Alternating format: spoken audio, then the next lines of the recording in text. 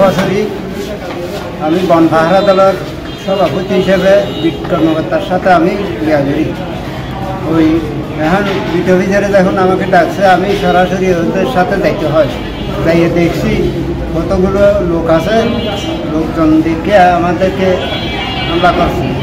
হামলা করার পরে তারপরে আমাকে একটা দা দিয়ে কূপ দিছে, আমাকে একটা দা দিয়ে কূপ দিছে।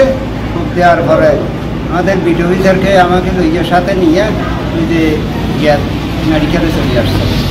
চন্দনের সেই বনদস্যুদের হামলায় ধোপাচড়ি বন বিভাগের 2 জন কর্মচারী আহত হয়েছে। আব্দুল্লাহ আল মামুনের তথ্যচিত্রে বিস্তারিত। চট্টগ্রামের চন্দনেশে বনদস্যুদের হামলায় চট্টগ্রাম দক্ষিণ বন বিভাগের দোহাজারী রেঞ্জের ধোপাচড়ি বিটের বন পাহারা দলের সভাপতি কুতুবুদ্দিন ও ধোপাচড়ি বিটের কর্মচারী পবিত্র চাকমা আহত হয়েছেন। বুধবার সকাল 11টার সময় বন বিভাগ দোহাজারী রেঞ্জের ধোপাচড়ি বিট এলাকা ধোপাচড়ি ইউনিয়নের 5 নং ওয়ার্ড নতুন রাস্তা ছাপাচড়ি আগা সংলগ্ন এলাকায় রিজার্ভ বনের ভেতরে এই ঘটনা ঘটে।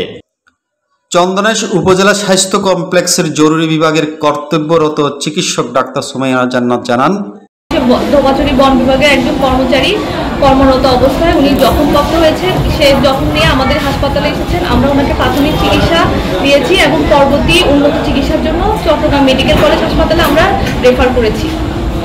চন্দনেশ থানার অফিসার ইনচার্জ গোলাম সরোয়ার বলেন, এই ব্যাপারে বন বিভাগের কর্মকর্তাদের অভিযোগ দিতে বলা হয়েছে।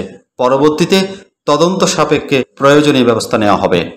হৃদয় রাব্বি, ধোপাচড়ি বিট কর্মকর্তা।